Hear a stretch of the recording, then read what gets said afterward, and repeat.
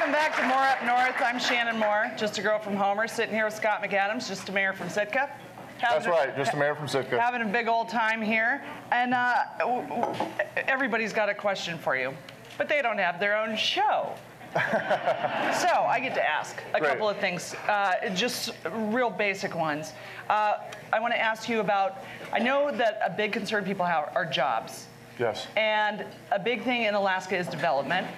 And the whole idea of doing development responsibly and what that means for jobs, and then what that means for renewables. And you've talked about that, and you're one of the first people I've ever heard make a lick of sense about it. Can you talk about that a little bit? Sure. Well, I mean, it is true. In Alaska, we are an oil and gas state, whether you work in the industry itself. Or you just ate a burrito. Just kidding. I'm totally... Or if you're a teacher or a cop, or you work for a municipal government and you receive oil wealth through municipal revenue sharing, I mean, there's no question. The oil wealth is part of what fuels, it is what fuels our economy in this state, along with federal investment. So, you know, when you think about taking a look at what will our next oil development look like in this state, you know, I'd start by saying, I think every energy realist recognizes that even if we're aggressive about moving from a carbon-based energy economy to a renewable-based energy economy, that it's not going to be a pole shift. We're not going to go from, we're not going to flip overnight. Right. So it's going to take some time, you know, as we ramp down one and ramp up the other. We're going to need to bring new oil online. One of the things we've talked about in our campaign, and I believe there's some intellectual honesty to this, is that oil and gas that's developed in America, I mean, this campaign is about American manufactured and reclaiming the American middle class. It's about American grown. It's also about American and Alaskan extracted. When we extract in Alaska, I believe that it is actually the green choice in a global marketplace. And so let me maybe unpack that a little bit, Shannyn. Right, because anywhere else right now, you sound like a crazy Republican outside. Because you're talking about oil and gas, you know. Well, but even President Obama, during his fireside chat over BP, which a lot of people criticized that speech, even he talked about that there will be a need for new oil and gas to come online as we transition, hopefully in this century. I mean, at some time we're going to reach peak oil, and it's going to be a matter of necessity. But at some point in this century, we are going to begin to look at different forms of energy to be the platform for our economy.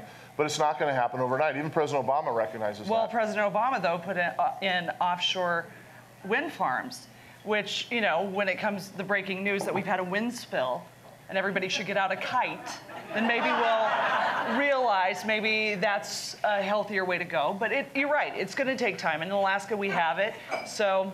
Somebody mentioned to me the other day it takes 25 tons of copper to build one of the big windmills, which I thought was kind of an interesting... Yeah. I'll address Pebble. Pebble, I don't support development of Pebble Mine. And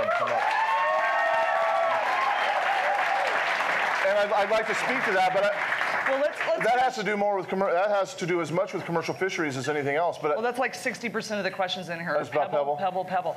But that's because these are a bunch of hippies. But this idea of using our next oil find, our next oil drill, our next round of federal oil drawn off federal land in this state, I think that could be used as a unique opportunity for Alaska. And so here's my dream scenario, here's my vision as it relates to this. You know, there's a lot of talk, there's a lot of thought, there's a lot of dialogue about renewable energy. We haven't seen a lot of action, especially at the federal level. Or at the state with all the vetoes. Thanks, Sean. But what was I talking about, Shannyn? No, but this idea of when you take a look at the next lease that we ink in this state, as it relates to federal oil drawn off federal land, and looking at the royalty.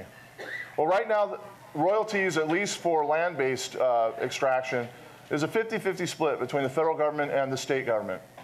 Well, if we took the federal portion, which right now is being used to offset tax cuts for millionaires in the federal treasury, and took that and put it into a renewable energy permanent fund. Yes. What I think we could do in this state, first of all, everybody knows whether you're a conservative, an independent, a moderate, or a Democrat, that we all recognize that Alaska is a huge federal landholding, and that I think the case could be made that Alaska, as a young state, as a latter-day state, that neither has the benefit of nor bears the scars of having been developed or coming of age during the Industrial Revolution, that we can make the case that we should be first in line for the next great era of American innovation, creativity, imagination, and economic revolution. And that's the revolution to move towards a renewable energy economy. Now,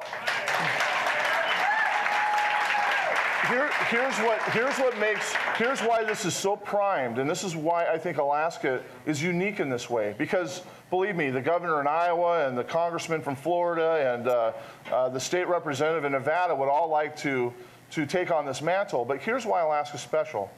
You take a look at Alaska, and of course we understand the size of our state. It's an abstraction in the minds of so many other people. It's like trying to describe the difference between $1 billion and $1 trillion.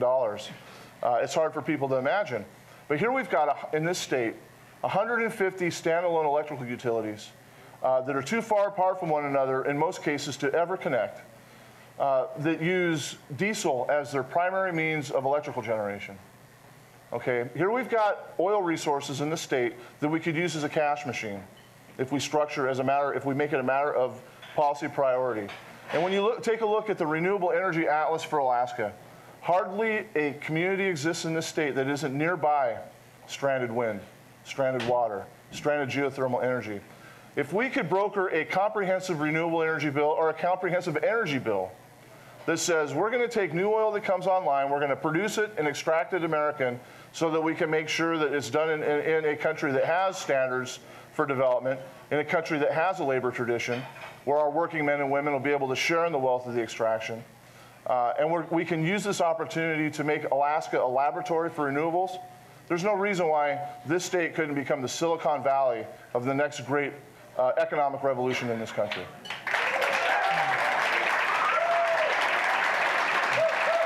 Well, I think there's a lot of Democrats here, and I've seen several Republicans here. I'm pretty much, and correct me if I'm wrong, when you go to get your heating fuel anywhere across the state, when you go to fill up your car with gas, you don't put in your voter ID to get a discount. Everybody's getting screwed. And, I look at it as an equal opportunity screwer, what's happening to us. But I look at places like Kodiak, who now are saving, because they've gone to wind and hydro, saving themselves 800,000 gallons of diesel a year.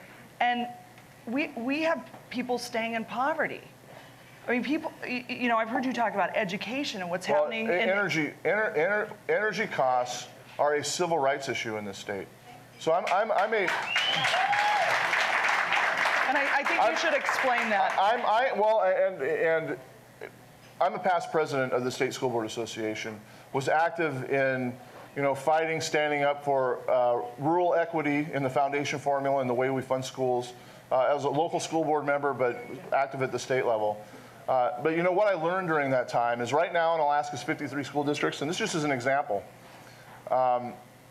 there is a state reg that requires that 85% of all instructional money must be used for direct instruction. Over half of our districts have to file for a waiver every year because in places like the Yukon Flat School District, in towns like Beaver and Fort Yukon, 35 cents, 40 cents on the dollar goes just to energy. I mean, this is a civil rights issue. These are dollars that should go to instruction. They should be paying for teachers' wages. They should be paying for pencils and textbooks. And if we had affordable energy there, the baseline of any economy is affordable energy, reliable transportation, reliable public works infrastructure, and an educated populace. I don't think that's too much for Alaska to ask, and I think that's what we can do in this state. But I think energy is really the leader. That's where we should start. I think the case can be made once we get to Washington, D.C., to look at Alaska as being first in line for a national call to action right here in Alaska. And we are the petri dish. I mean, Alaska, for all the weird stuff growing here, you know who you are. It is. It's really, truly a petri dish. I mean, there's a small enough population that you can see effects pretty quickly. And we all get the same cold every single year. All you got to do is go to one hockey game and everybody's got it. So it is an easy place to study. I want to move back really quickly before we go to the break. A lot of these questions here are about Pebble Mine. And we are looking, we just got a couple minutes to the break, but we obviously on a state level, the will isn't here because the money's too big. And we have elected officials that don't have spines in some positions. Sean. So my question is, Pebble, yes, no? Pebble, no, and I'll tell you why.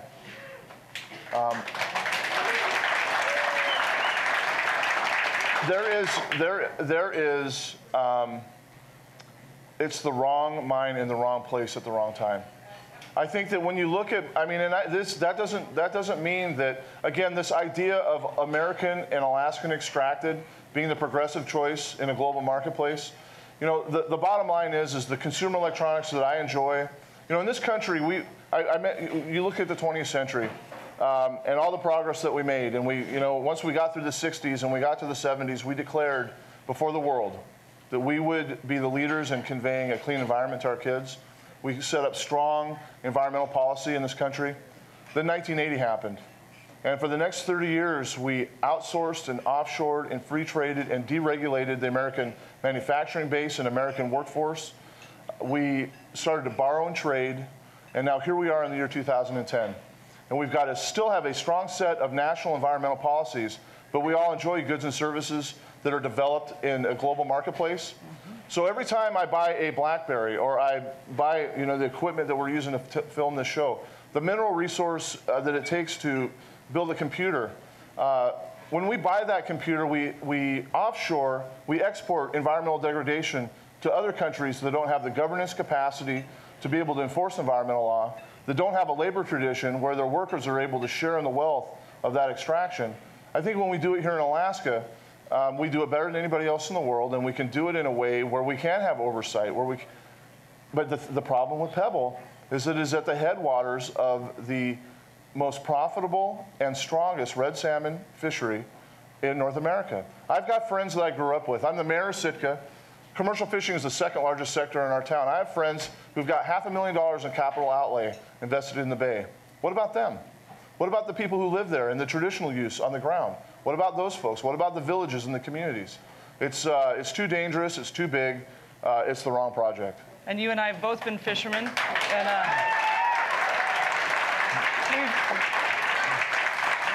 we've both been fishermen, and we know it's not just what you do, it's who you are. And we're going to be back with more Up North and your questions with Scott McAdams in just a moment.